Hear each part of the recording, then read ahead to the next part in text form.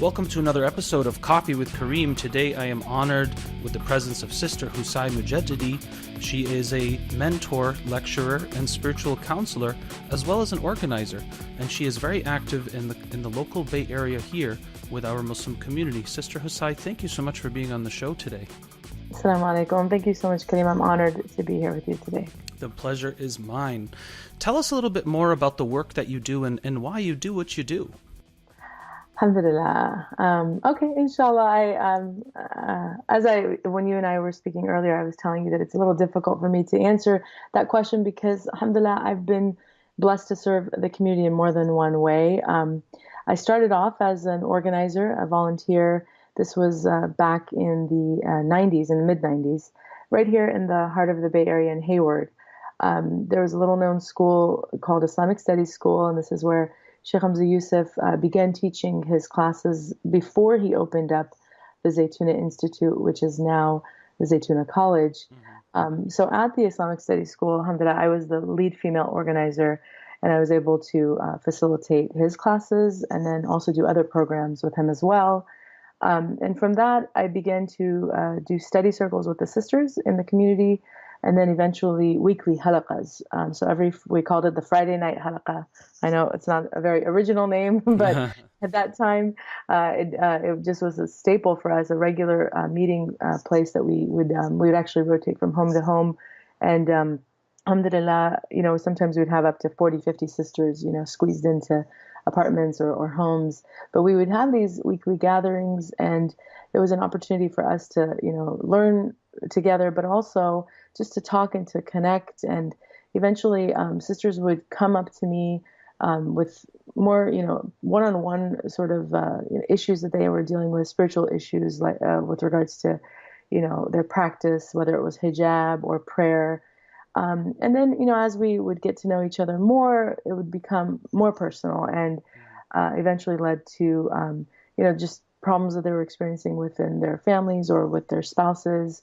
So word started to spread that, I was offering this type of, even though it was very informal and it was usually with people that I had known for a while, but it did sort of start to spread that I was offering services like, counseling services to people. And then eventually couples would come to me and ask me to meet with them, to help them through their marriage.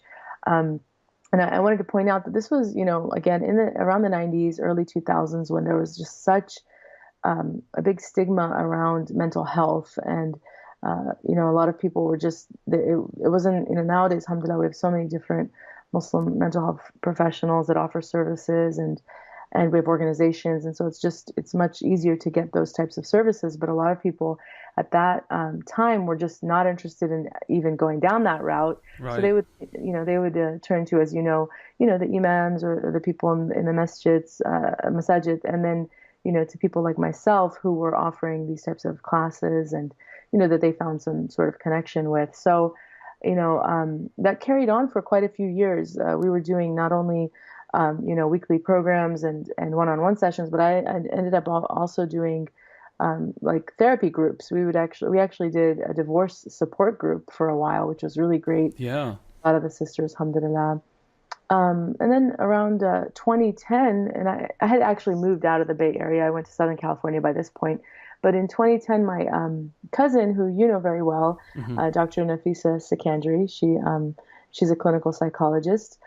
She was actually working in the Bay at that time and found that there was just such a great need for services for the Muslim community. But again, because of the same stigma, she was having a real difficult time connecting or making inroads into the community. And she knew that I was well connected. So she had this really great idea of starting a website together where we both could, provide content.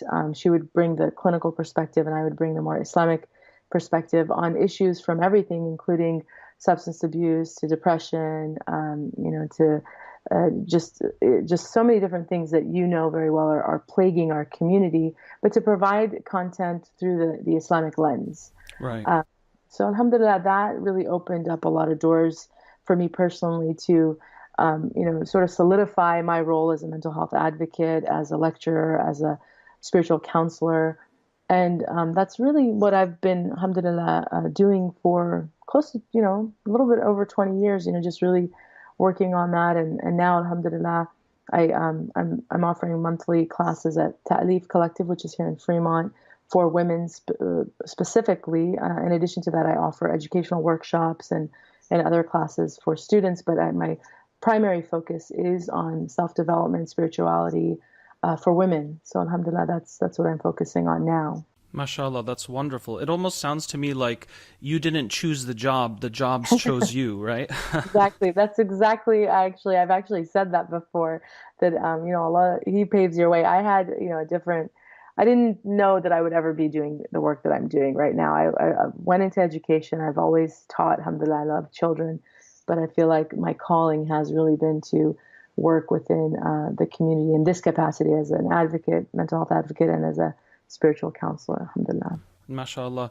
Now, this is a great opportunity to kind of get a window into some collective consciousness amongst some of the sisters. So I'd love to, pick your brain a bit on some important questions. So first off, from your observations, Sister Hosai, what are some of the most common challenges that Muslim women face as Muslim women?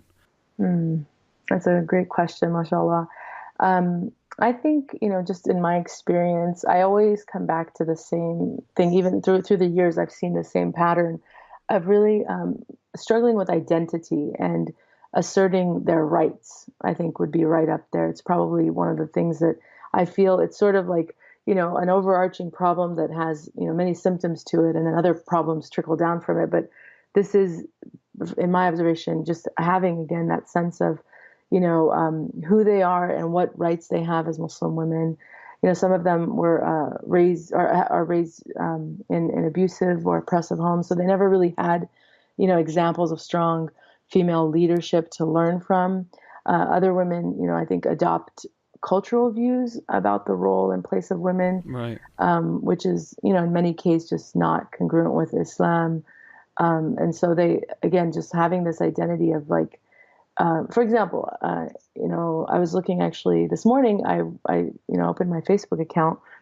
You know how Facebook shows you memories. So it popped up, a memory from a few years ago where I had written a post about an interaction I had with a sister. She's a little bit older, but I remember this very freshly in my mind. It was a few years ago. I was at an event, and the sister came up to me, and she just had tears in her eyes, and she said, I have to tell you something. I just feel I have to tell you something. And I said, okay. So I pulled her to like a private little corner, and she just began to tell me she's never shared this with anybody in 35 years, I believe she said, that she was a victim. She's a victim of a domestic violence. Even now, she's still married to her husband who's been abusing her for over 30 years. And, just tragic, the stuff she was sharing with me. And I'd asked her at one point if she'd ever, considered or tried leaving him. And she said, these are her own words. She actually said to me, she would never dare, because in her culture, and I emphasize that even in my post, in her culture, the only time a woman leaves her husband's house is in a coffin. Wow. These are her exact words. So these are the types of really problematic cultural views and notions that I think a lot of women in our community struggle with. And even when you present to them, the Islamic view of so many of these things, they still fall back on that. And I think, there's spiritual abuse that happens oftentimes, with elders in the community, who I think, spiritually manipulate, their children into thinking certain things, about their role. Filial piety, as as Muslims, is really important in our faith tradition, but I think a lot of times people abuse it. And so you find women struggling with their identity because in one path they want to, assert themselves, they want to speak up for themselves, but then they have this guilt that they're doing something wrong, that their parents told them that no, a wife should never, for example, speak back to her husband. So even if he's abusing you, it's just better for you to stay silent, or, if you're being taken advantage of by someone, there's just these very passive, subservient sort of cultural, views that I think women, really, really struggle with. And so when you try to, empower them and teach them all of the beautiful things about our tradition, I find that this is a common problem I've encountered with a lot of sisters. Yeah, and I think this is important, the concept of identity, and perhaps some of these issues that you're sharing now, and many people have observed and even tasted, I've been giving a lot of thought to this experience or phenomena of being the immigrant. Because sometimes we're like, oh, immigrants, and there's sometimes a lot of negativity, like all this back home stuff. But I sometimes like, and I was thinking about this actually after doing episode 10 with Dr. Nafisa, because we did talk a bit about the immigrant mentality or attitude or value when it came to marriage or how to do things, so to speak. And I thought to myself, imagine if like I had to take my family to China like right now and go build a life there and still try to be Muslim and have identity, strong identity and cohesiveness in our sense of self. I could easily see myself being almost like, extra paranoid or cautious or even strict, right? Because it's like now you're in this whole new ocean that is unpredictable. It's so different from back home. And some of the stuff that we did back home, which we may not even know why we're doing it, again, it's just like, well, this is what our forefathers did concept, right? And then we come, our parents came here and our grandparents and so on and so forth.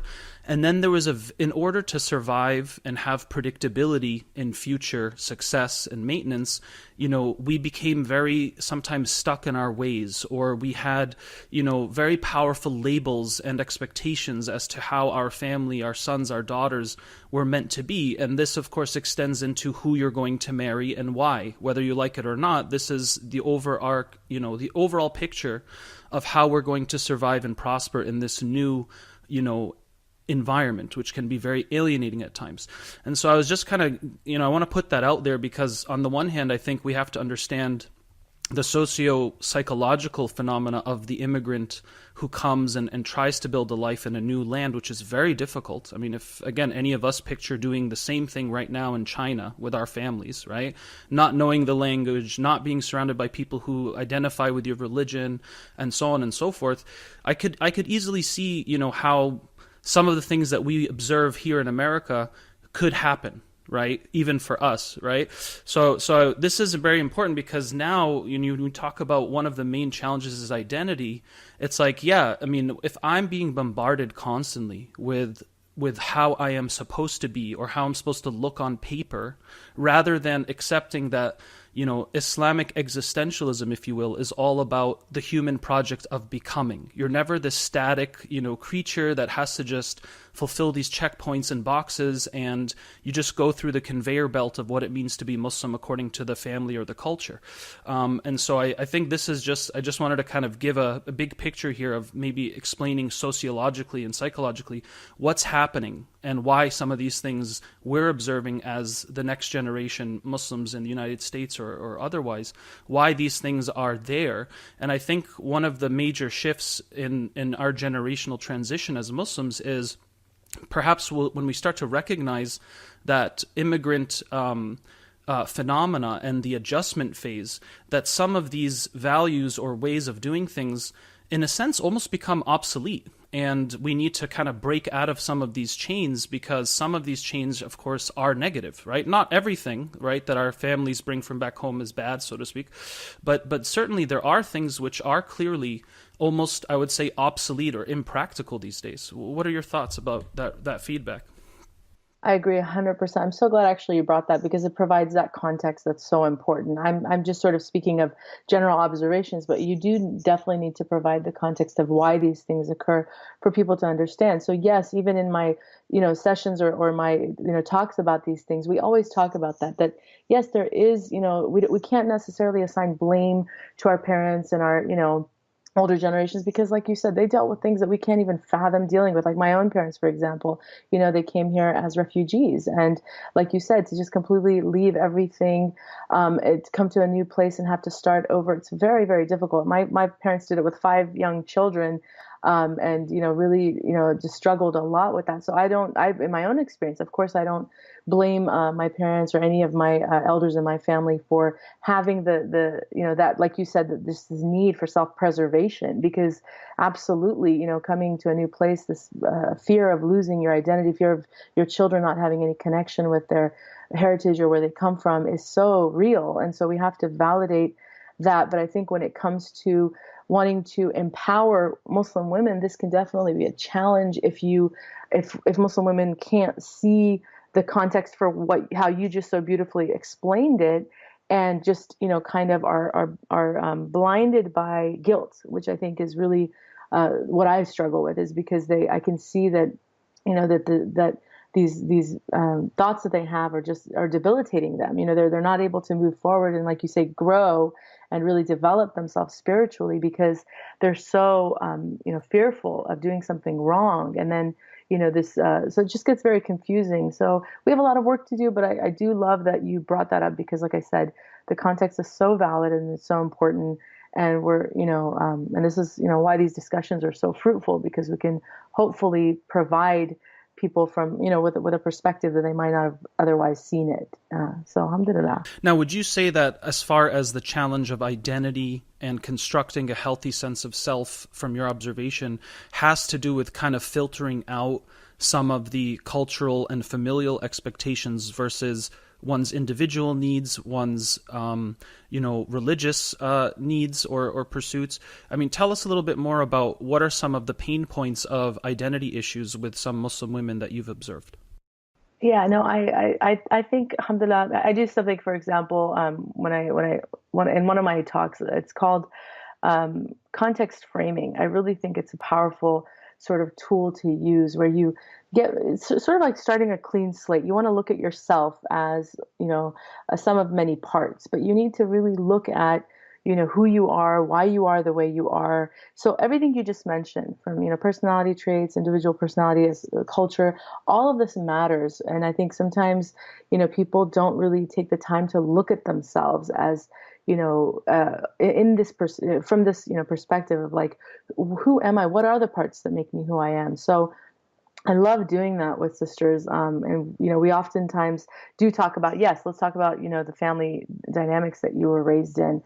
So I love talking about, for example, birth order. I know it's something that people don't think about, but even just as recent as Wednesday, I was doing a workshop with teens, and I talked about how birth order can really impact, your experience in life. And so let's talk about that. And then we talked about temperament and personality traits. And then, of course, culture. All of these things are so important. And so when you're looking at, self-development, I think you have to look at everything, everything that makes you who you are, as far as you can, assess. There's certain things, that aren't, so they're not tangible, that you can really break down. But things like this, I think are really helpful to people, because they start to look at themselves as, like you said, works in progress. And so whatever things that they might want to work on, they don't look at it like, I'm just this, person I can never change and I am who I am. I'm not, I try to really break that, idea down for people, that no, we as Muslims, we really do strive for excellence. And so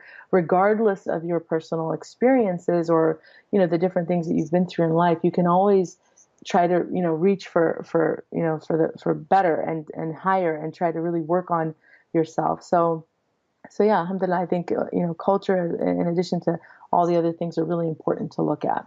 Absolutely, absolutely. And this idea of context framing is very important. This idea of, we have to know the surrounding conditions of what makes us us, right? Exactly. And I've noticed that sometimes, certain individuals in our community, it's almost like the relationship between them and, let's say, their parents or extended family is a kind of a one-way channel. In other words, it's only funneled down from the families, the authoritative figures in the family, down to the person. Yes. And what ends up happening is now the individual is simply almost like a vehicle for absorption and receiving and being reactionary, rather than having a sense of autonomy, right? Or differentiation. And I think this is a very common theme that you find in some people. It's like they haven't been able to individuate from the family in a healthy fashion. And so everything's about just reacting or responding or absorbing from this one channel of communication, this one track pipeline that's just being kind of funneled down into you, right? SubhanAllah, I totally have the same observation. Like you said, to really find your individuality, to find your voice.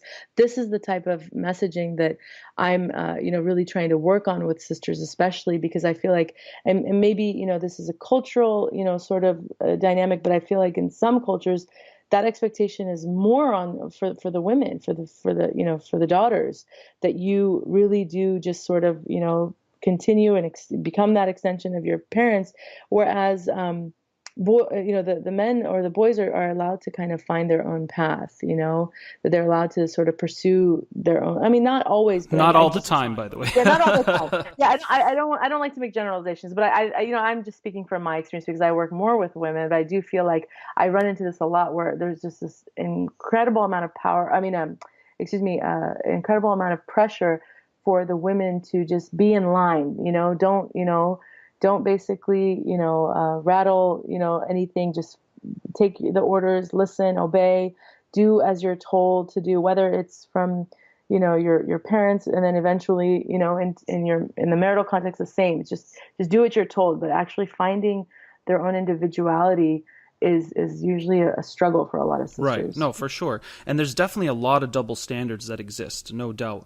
But just as someone who's also worked with many Muslims, I've definitely, encountered cases where men were in very similar positions, right? Where, let's say, Right. they were also constantly absorbed into whatever the mom wants or the dad wants, and they also are suffering from the same struggle, right, of having that sense Right. of Right. individuation and becoming into their own manhood, and then they struggle a lot in their own marriages later because they never had that sense of assurance of their own choices and direction. It's like you do everything your parents tell you to do, and then by next week you're married, and all of a sudden you're living in a whole new household, and you're expected to be this like wonderful husband and guidepost, right? It's like there's no training for that, right? It's like we're giving job posts sometimes to individuals that have no experience or prerequisite. Right. No, you're right. And actually, as the more I think about it, you're right, because oftentimes, especially when I look at couples, a lot of the problems do stem from, this sort of, just it's a strong, sense of duty that the husband will have towards his parents that affects the marriage, right? So the wife is like, well, I have needs, I have wants and desires, but he can't seem to pull away from that expectation or those expectations. So it impacts the marriage negatively. So you're right. It definitely affects both. But, alhamdulillah, we speak to our experiences. So I see far more women with these issues, struggling with these issues.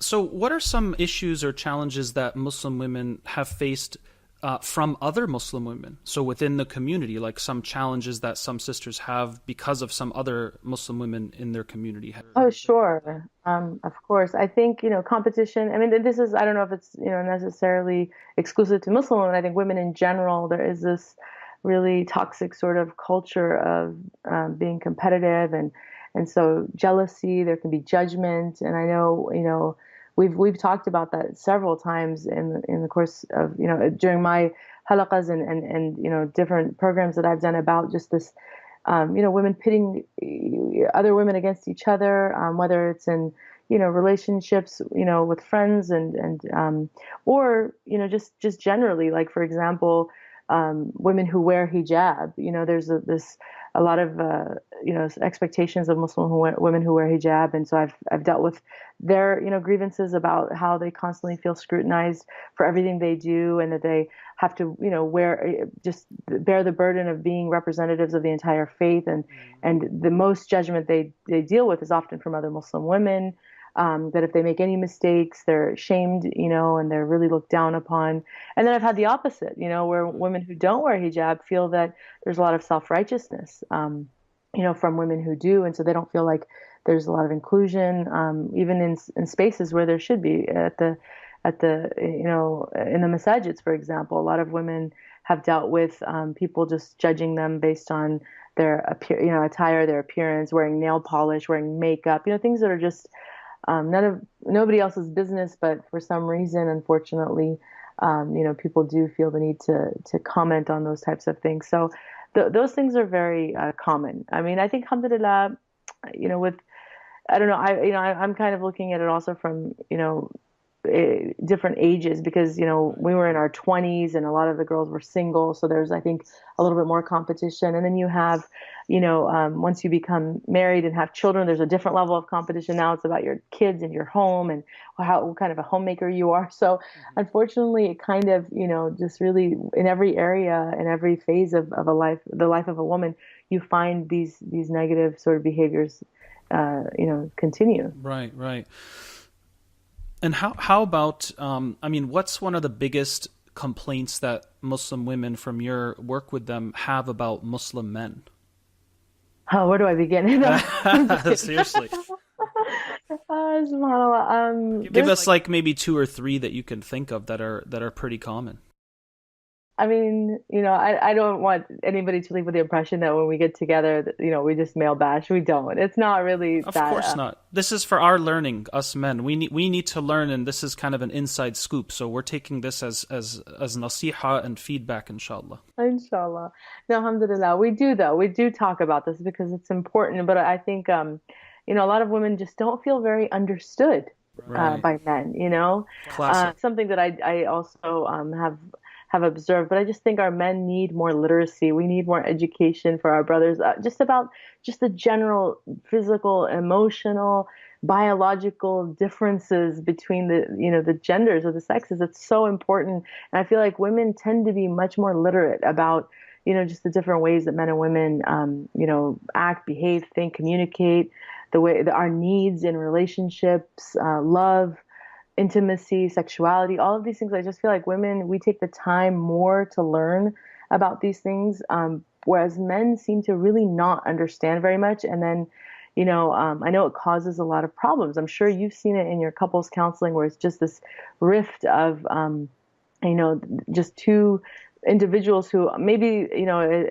I'm sure, I know there are couples that both of them have this problem, but I just feel in my experience again, that it tends to be, more on the men's side. And I think it's because society in general, we're not really, we don't really inculcate these types of things in our young boys and men, to be emotionally intelligent and to really understand these things. I just feel like there's this different expectation of men to be, strong and physically, able to do certain things, but emotionally, these connections aren't really made. And so I think that's probably the biggest issue that a lot of women have is they just wish that men were just more they understood women more.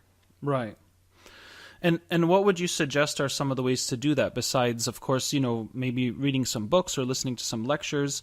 How about like within a marriage, like in your opinion, like if some guys like, yeah, this is striking me. I think I fall into that box. Like, I really don't understand my wife. I don't have emotional intelligence. I don't usually read when she's upset or not, or I interpret, her venting as me having to solve a problem when sometimes it's not. It's just about support.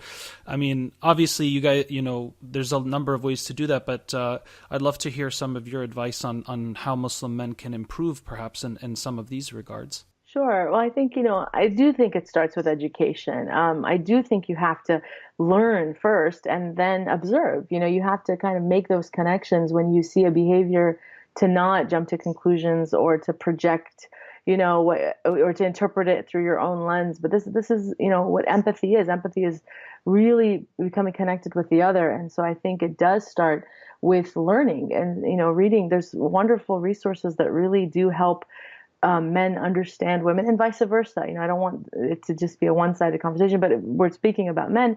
I love, I'm sure, they're popular books, but I do think they do, sort of offer, especially just the basics, for men, and they're written by other men. So that's why I feel like they're helpful. Books like, Men Are From Mars, Women Are From Venus, or, The Five Love Languages, by Dr. Gary Chapman. Dr. John Gray is the one who wrote Men Are From Mars. Men Are From, Mars, Women Are From Venus. But those types of books, I think, just do give men something to work with in terms of really understanding female behavior. And then you look at, after you read these types of books and read about empathy, what empathy really means, read about, just like I said, the gender differences in communication. Then you apply it by observing, like you really, and I think this is something that couples can do together. I don't necessarily think you have to do it separately, but like really, first of all, giving it importance. Like this is important for us to do as couples together, and to really validate the need for it, and then to work on exchanging ideas, having conversations, looking back maybe on previous arguments or disagreements, and trying to analyze it in hindsight. I think that's always helpful, because sometimes we're reactionary, and we're quick to, again, we both come from our own perspectives, but we don't see the other. So when you can look back on a situation and say, okay, now I understand, after knowing more the context of why you said what you said, or why you felt what you felt, now I can see it. Those types of exchanges, I think, just really foster, again, empathy, foster understanding and mutual respect. So, education, observation, but doing it together as a couple, I think, is really important. Absolutely. No, that's great. And I think a key word there was also this idea of empathy. Why don't you tell us a little bit more about, what is empathy, and what's the difference perhaps between that and sympathy? Because I know it can be confusing, and I know this is a very important quality to have as a human being, first and foremost. But, most likely, I think men can use a tune-up in this regard. But why don't you tell us a little bit more about what is the difference between sympathy and empathy, and how would empathy look and feel in real time? Sure. I think I translate empathy as really taking on the emotion of the other, as opposed to sympathy, which is really just, feeling pity for someone, feeling bad, but not really, just almost internalizing it. And I think when you're empathic, you internalize the other person's pain. You actually take the time to really understand where they're coming from and what they're feeling. And that's why you'll have some people who are, they call them empaths, but they can almost have physical, like a psychosomatic response to another person's pain or stress. I mean, that's how powerful of an emotion it can be.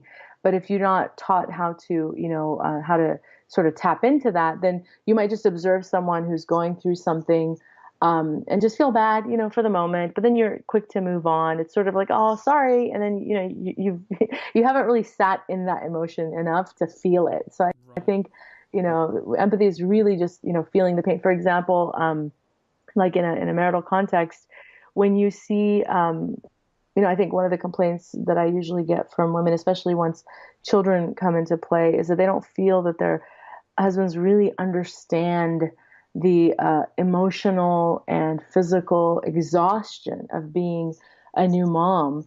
And they kind of, they'll make sort of comments that are just, they're not very empathic. They'll be like, oh, sorry, you had a bad day. But then they're not really understanding or wanting to even understand what the emotional sort of toll it takes from, all night not getting enough sleep, to kind of just, waking up periodically through the night, and then having your entire day be consumed by watching this child, worrying about its safety, taking care of its every need.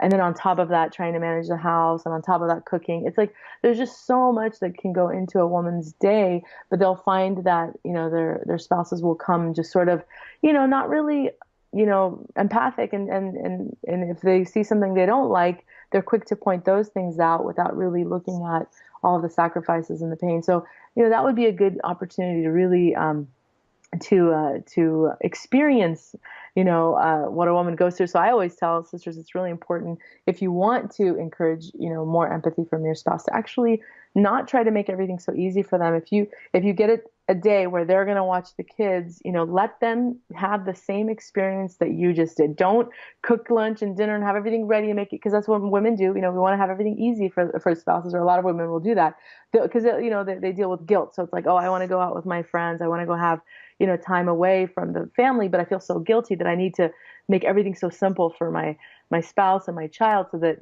my presence isn't really that missed. But what that does to me is it's kind of counterproductive, because you want to leave your spouse with the same experience that you have every single day, so that they really do now understand, like, wow, that was really difficult. You go through this, 5, 6 days a week. And I'm speaking specifically about women who are at home with their children, right? I mean, I know, mashallah, there's other women who work and they have different, sort of dynamic. But for this particular which is a common, complaint that I get from a lot of sisters, like I said, that they just don't feel that their spouses really truly understand the weight that they experience every day. And I think it works both ways because men also, they, having to work outside the home every single day and wake up in the morning. And I actually wrote a post recently about, about just really appreciating the sacrifices of anybody who's working to provide, for their families and their loved ones, because that's also a really big toll. I sometimes will look at my husband. I'm like, God, I don't know how you do it, because to have to rush every single day and then, be out, out of the home. I'm very comfortable. Alhamdulillah, I get to be, have a more flexible schedule. But for him, he's, deadlines, meetings, there's just so much, and it's difficult. So I think anybody working also has challenges. And until you've worked in that sort of grind, the grind, and done the same thing, you don't really know how difficult that is. But these are the types of discussions that foster, again, empathy, when both the husband and the wife can really, talk about their day in that, in this type of detail, but it's received not as a complaint, not as a, nagging sort of thing, but rather like, really, I'm a human being, and I've had, a really difficult day, and I just want to share it with you, and I want to know that you're going to receive it, and show me compassion, love, and understanding. That's empathy, not just, sorry you had a bad day, why is this, that way, or why didn't you pay the bills, or why, and that's what I think we sometimes tend to do, is we don't hear, we don't hear each other well enough, and so it causes problems. Absolutely. No, that's a great clarification. And what's interesting is, and this connects to another topic that I want to open up right now is, I mean, obviously, whenever you have certain cultural or relational patterns, behavioral, mental, emotional, or otherwise, and there's a void or an emptiness based on certain patterns or systems, naturally you're going to have reactionary responses, right, to those things. In other words, we got to fill the void. Things don't come out of a vacuum. And right now there's a very strong, momentum of, feminism. And it's also, quite prominent in some Muslim communities and some Muslim women that identify with Islam. And so you get a lot of, terms now that are kind of linked up with feminism. And one very common one that I've heard is this idea that the Prophet Muhammad SAW was a feminist. I'd love to hear your thoughts about that. How is this idea valid or invalid in your opinion? I understand there's, like you said, there's this need for women, again, to find their voice, and here comes this movement that really speaks to a lot of the needs and frustrations that women have, which are valid, they're Right. valid. But I don't like the idea of connecting, this political, movement, this ideology, to the Prophet ﷺ, because his teachings, as Muslims believe, are perfect, and they're divinely inspired, So I feel like when people, attribute feminism to him, it's like they're almost retroactively applying this very modern label to him, which just doesn't make sense to me, because his teachings preceded feminism. I mean, we're talking about over 1,000 years ago, this divinely inspired message that really, the root of it is love. The root of it is mutual respect. It's compassion. And its aim is to bring women and men closer to God, to really bring them together and then closer to God. So, and I don't see modern feminism like that. I think, like I said, there's definitely positive qualities to a lot of the messages, but whenever, and there are elements to modern feminism that I think are counter.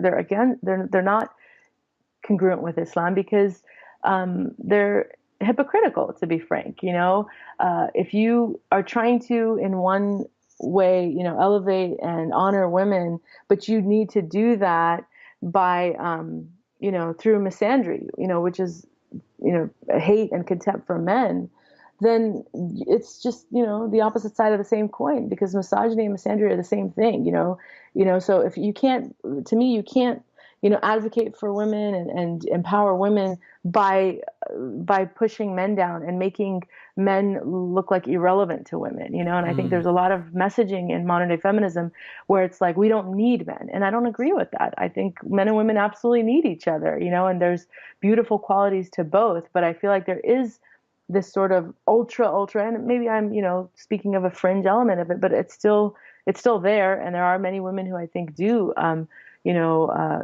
that sort of mentality about men, where it's just like we can do everything and anything. We don't need men, and I just don't believe in that part of the branding or the messaging. I just don't think it's necessary, and it's definitely not in line with Islam, because we see each other as partners in this world, and like I said, we have a mutual common goal, which is to reach God, and so we should look at each other as partners, and not as adversaries, which I think sometimes, the messaging, and there's certain, and like I said, I think it is politically motivated, that it kind of gets to that more extreme, negative place. But you see Muslim women sometimes now, posting certain things too, all in the spirit of, feminism, Muslim feminism, but I just don't think the messaging is the same. right. And I mean, on in a historical context, I mean, if we were to kind of rewind and go back to the 7th century, I mean, I could understand how what the Prophet ﷺ did as far as social change and justice, and especially when it came to gender, I can totally resonate with this idea of, yeah, I can see how some people are like, oh, the Prophet Muhammad was a feminist given the circumstances he was in, and how, the power of femininity and the importance of women and mothers and daughters and so on and so forth.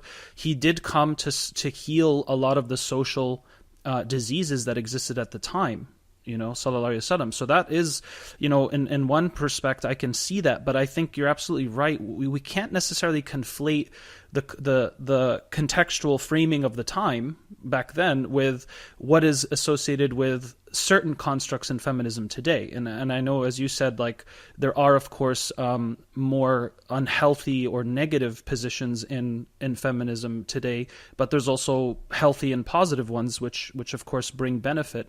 And I think that sometimes even when we say the word feminism, I mean, that's a huge term, right? And it doesn't mean, it doesn't mean like you're against anything that has to do with the essential values or principles of feminism that are at least healthy, or aligned with the Islamic tradition. But I'm almost hearing you say, like, yeah, but when it gets to a place where it starts to contradict or claims that it is superior to, let's say, something that is clearly defined or established in the Islamic tradition, or even human nature and common sense, right? This is when it becomes quite problematic and perhaps even dangerous. Of course, because I mean, it's an ideology, right? And so you can't just cherry pick what you like about it. If you're going to adopt it, and you're going to call yourself a feminist, then people are going to assume that adopt everything that term engenders. And I think that's my problem with it, is that it has these parts to it, or that there's parts of people, there's elements to it that are negative and they're contradictory to Islam. So in lieu of calling yourself a feminist, just, alhamdulillah, we have a faith tradition that, 1400 years ago, like you said, liberated women from, patriarchy and, the negative elements of patriarchy. And alhamdulillah, just speak to what your true beliefs are. But I think whenever you take on labels that are defined already, you have to remember people are going to assume that they're not going to know what part of that label you accept and what you don't, because you're calling yourself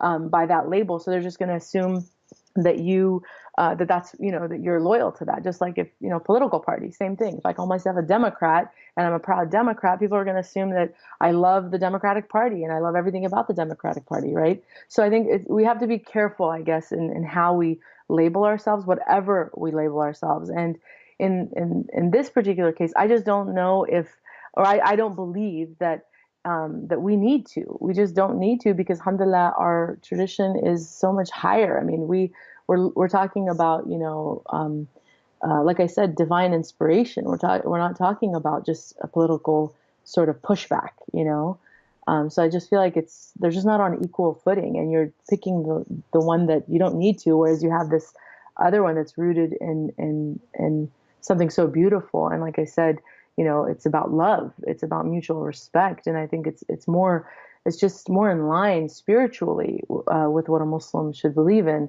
as opposed to just this sort of political, viewpoint. Right. Now, have you personally faced any, friction or tension with some Muslim sisters that you know who really are very strong identifiers with the ideology of feminism? And, what was maybe some content to some of those discussions or ideas, if you have any to share? Alhamdulillah, in my experience, I can't think of any time where I've had any, disagreement with anybody. I think when people get emotional about certain things, and I think I always try to, find a middle ground. So I don't like to debate over certain things. I'm not one of those people.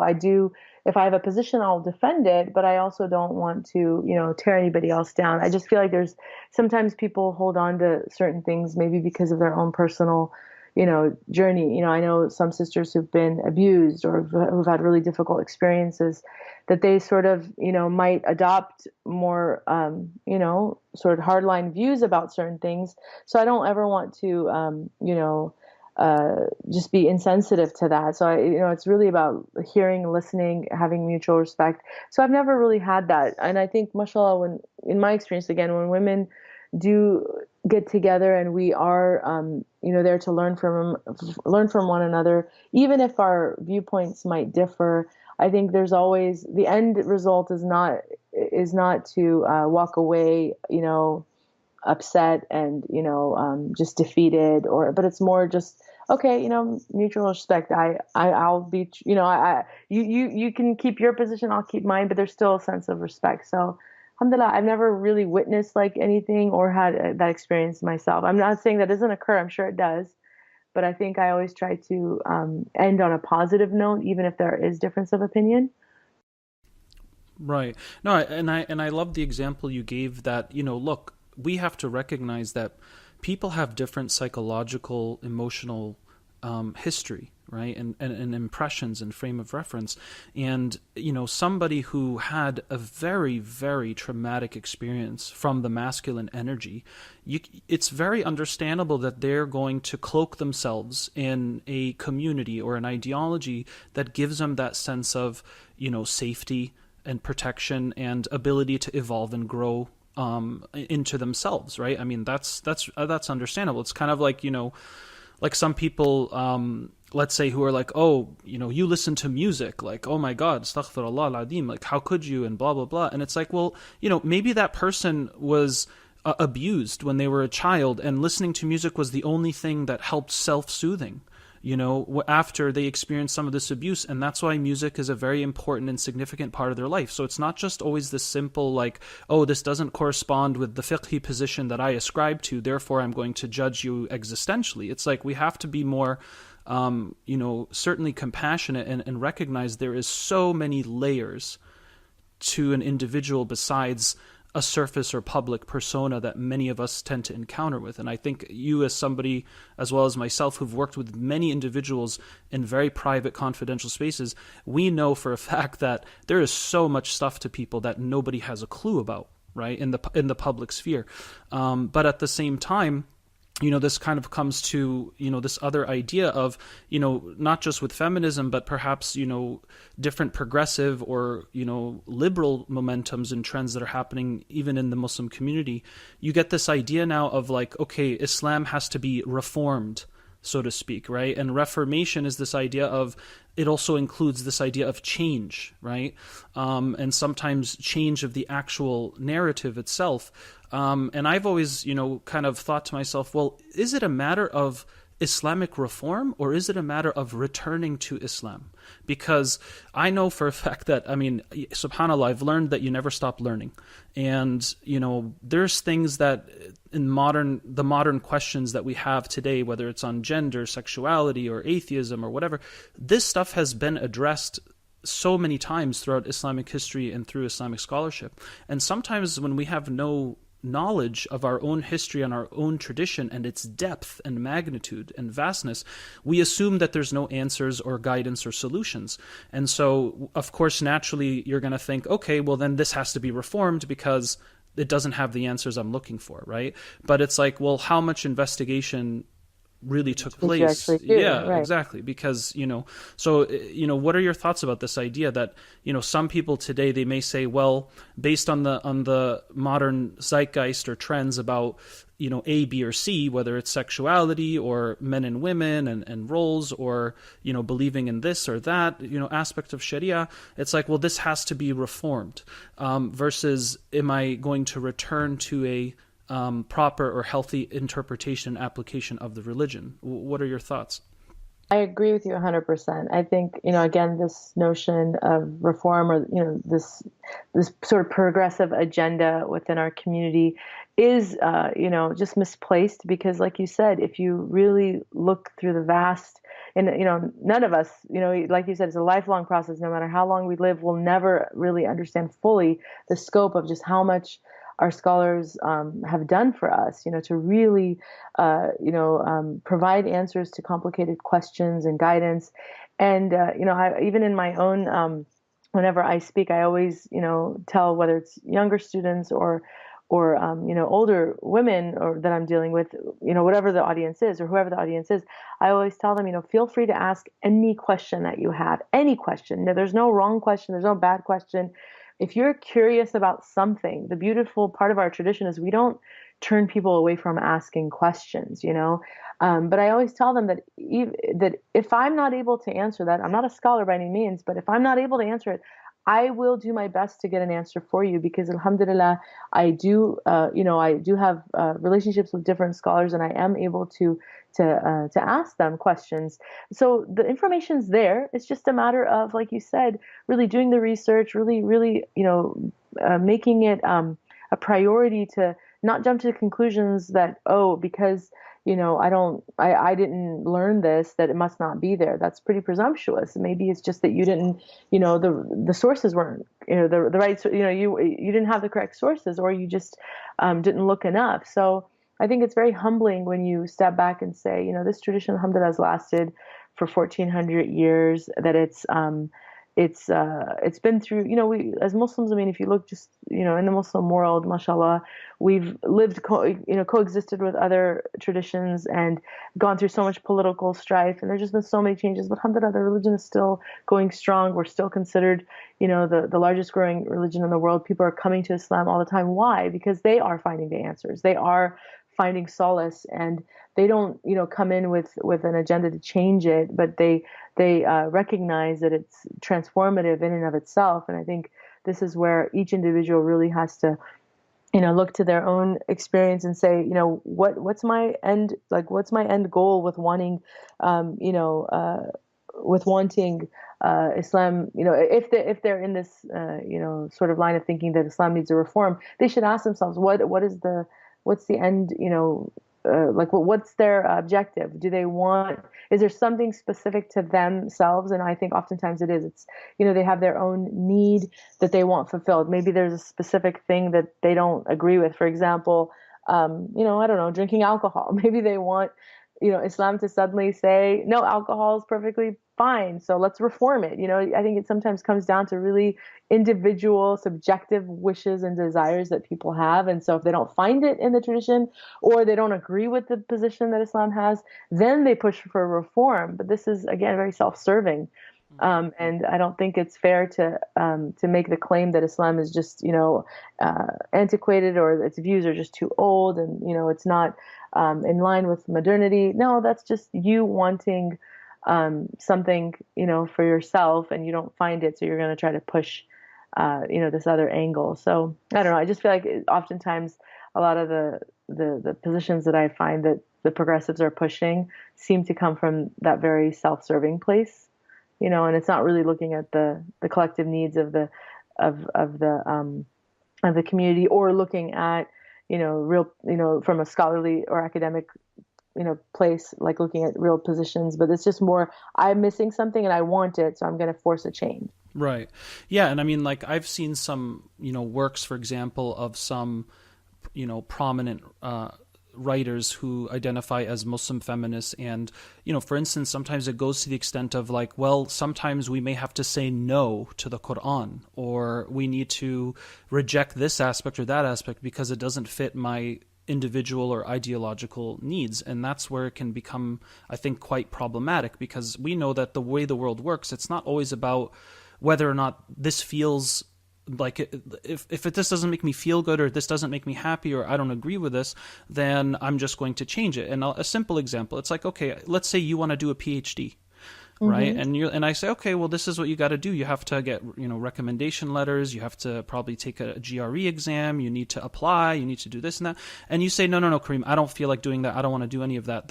I don't want to follow that structure or that system. I just want what I want. I want my PhD. Right. And it's like, well, I'm really sorry to break it to you, but it's unlikely and probably impossible that you're ever going to achieve that thing that you want unless you follow, the system that's in place for that thing. Right. And so you can't just I think nowadays we're almost making subjectivity more important than objective and even scientific axioms that have been established. Right. And so Absolutely. Now it's going to this place where, if my feelings are not honored and respected, even though it may not correspond or contradict what many human beings have considered objective reality, and even scientific evidence, now that's become a realm of discussion for some people, right? It's like, well, that's not how I feel, or you have to honor the way I feel, even though it goes against objectivity. And I'm so fascinated by this recent phenomena. It's subhanAllah, the way that this is happening in a number of topics. But, with all that said, I think that certainly as someone who does, consider myself a Muslim who's, as much as possible trying to be serious about seeking knowledge and learning and refining myself through this tradition as my kind of own existential manual, I do also recognize that, again, this idea of reforming, sometimes it comes from this kind of self-agenda or subjective, yearning, so to speak. But sometimes I think it also has to do with, the other perspective, I think, for people who are serious about their practice of Islam must also recognize that, okay, as much as we're not going to change the narrative, literally change the narrative, perhaps we do have to re-engage with the texts, with the traditions, and have updated interpretations and applications of these timeless values, right, in our current context. I think that's extremely valid position to have and important, because again, if you are a Muslim, you accept that the Quran is for all places and all times. Therefore, it must be interpreted and harnessed and utilized for every age as well. But that requires, effort and sincerity, of course, right? No, I agree. I agree 100% with you. And that's why we have to look to the people who can do that, which are our scholars, And I think there's no dispute in Islam that this is the the challenge of our scholars today, is that they have to absolutely look at the world and really, look at all these different things that come up and try to provide answers for people today. And so there are, mashallah, scholars that do that, but I don't think individuals can do that. I think that's the danger of not really appreciating scholarship in Islam, or not really seeing the value of scholarship in Islam, is that people, tend to think they can just do this on their own, just open up the Quran, pick out a hadith, and they can just come to their own conclusions. And it's dangerous when you do that. And it causes a lot of problems and divisiveness in the community, because, so-and-so, like you said, the subjectivity issue comes up. So-and-so says this, so-and-so says that, and now I'm confused. And so you have people really struggling because of, pop-up sort of sheikhs that come along, or, people who are making fatwas and, making claims about this and that, when they don't have the expertise to do that. So I think this is something that we really have to look to our scholars, and that's where we, as, the majority, can really, put that expectation on them, and we should encourage our, dialogue is so important. They have to hear from us, and we have to hear from them. But, I think a lot of times, that's also a problem, is that we don't have this sort of two-way conversation happening, that it's sometimes it's difficult to access scholars. They're not really, as much engaged with the community as they should be. So these are all things that, create or sort of exacerbate the problem. But as a community, I think we need to speak up as much as possible in our masajids, as much as we can to really push for these types of conversations. So one of the things that, alhamdulillah, I try to do is, with the programming, especially with the youth, I just feel like that's a demographic that absolutely needs our engagement. But we need to push for these types of conversations, or conversations with them, and that are not always comfortable, for people to have. Things, for example, about sexuality, sexual orientation, things that are really hot topic, hot button topics nowadays are difficult for a lot of people to have, or those conversations are difficult for people to have because they don't know how to have those conversations. And so sometimes you find, people just not really finding that our scholars are engaging on these types of important issues. And so there's a disconnect. But I think if we push for these types of, more and more programming, for example, about topics that do require modern answers, then I think they'll listen. But I don't know. I don't know what your experience has been, but I just feel like there's a disconnect there, in terms of having this open dialogue with our scholars about these types of things. Right. No, for sure. Because, I mean, if those conversations they're not being held, then people are going to seek it otherwise, right? Elsewhere. Right. Or somewhere else. And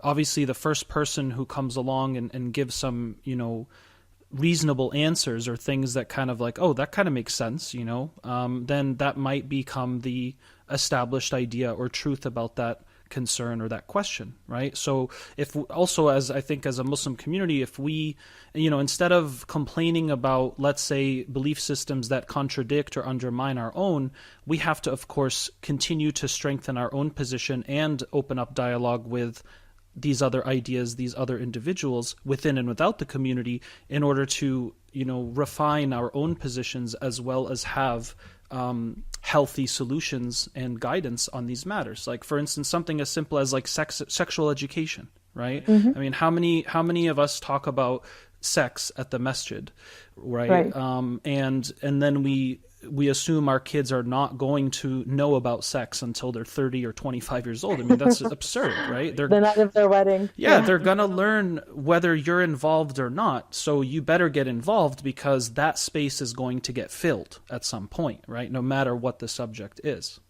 Absolutely. That's why this idea that Islam needs reform, I think it's getting more and more popular because there's silence, there's too much silence on one side, and we need to push for more dialogue because, alhamdulillah, we do have the answers, and there are now, people equipped to be able to have these types of dialogues and to facilitate these conversations. But I just think we need to overcome the fear, the fear of the other, and just start talking more, inshallah. And then you'll see that people will realize, inshallah, in their own time that, alhamdulillah, we have nothing,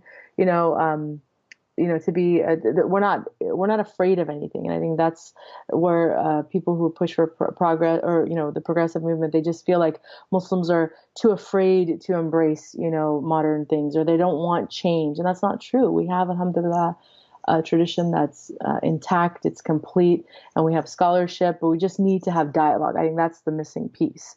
And if we just have more conversations, people, will realize, alhamdulillah, that the answers are there, and we can comfortably talk about certain things. And that's why, alhamdulillah, in my own at Ta'alif, it's I don't call it a traditional study circle or halaqa. It's a gathering, and it's really a discussion group because I want sisters to feel like, okay, it's not a masjid, but it is a sacred space. They pray there, but it's a place where you can come and really talk about anything. Like we do this thing called it's an empathy circle, but it's really an opportunity for them to talk about anything, where they'll write, on these note cards, anything they wanted to talk about, whether it's, a pressing topic that they're really interested in or a private sort of issue that they're struggling with.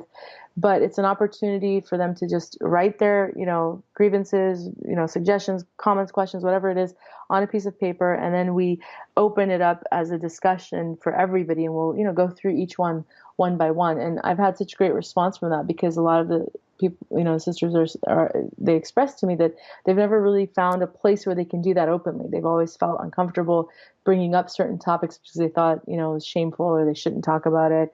So, I want them to have that association with a space like Ta'leef, but I hope that these types of open, sort of really, comfortable dialogues can be had, everywhere, because that's really the point of, the mosque or the masjid, is to bring people together and to be a place of learning and be a place of community. But if we make it just a place of prayer, and that's all you do, then I think you're going to find people, like you said, they don't feel that there's a place for them there, and then they look out to other sources, sources for information, and then you have this big divide. So. Right. And Ta'leef Collective, ladies and gentlemen, is located in Fremont as well as Chicago.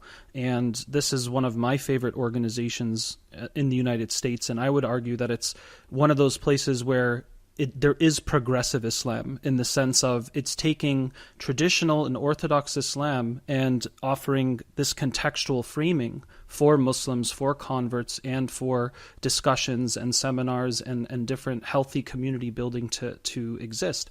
So that's great. And may Allah subhanahu wa ta'ala heal and bless the founder, Sidi Osama Khan, and his family for the wonderful work that they've done, and may it always be a sadaqah jariyah for him and his family. Ameen ya Rabbil Alameen. So Ta'leef Collective, ladies and gentlemen, is a great place to check out if you're in Fremont, if you're in Chicago, as well as online. They have great resources. Sister Hosai, this has been a lovely discussion, and I really appreciate all your honest feedback and teaching us a bit more about, maybe some inside scoops as to some Muslim women's ideas and needs. And I hope the brothers out there, take this to heart and inshallah do something of high impact regarding some of these ideas and concepts that we brought up. Now, what I'm also very interested in is in Islamic history, we have, of course, certainly had female scholarship. And I think this is extremely important because it's like that yin and yang, we need the yin and the yang's interpretive efforts and power to guide us through this tradition. And we've had Islamic female scholars in the past. We have some today. And Sister Hosai, I was wondering if you could maybe share a couple of those examples for our reference, either from past or present, so that we are just more aware of the female Islamic scholarship that's happening and why this is so important for us to also engage and learn from. Sure.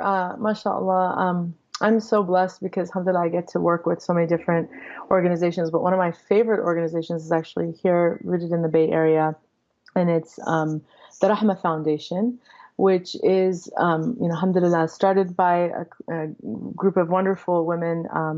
And also, their entire platform is really to provide programming for young girls and women, but to encourage, this sort of, again, to inspire girls that we absolutely have a wonderful female scholarship to get back to our roots, and we need to, learn for ourselves and learn from other women. And so there's immense, amount of blessing just working with them over the years. I've learned personally myself from some of the teachers that they've brought. Locally, we have, for example, Sheikha Mona Al-Zankari. She's here in the Bay Area. She offers classes. We have, of course, Dr. Rania Awad, who's a psychologist as well as, alhamdulillah, a scholar in Islam. She's learned, mashallah, from the best scholars in Syria and other parts.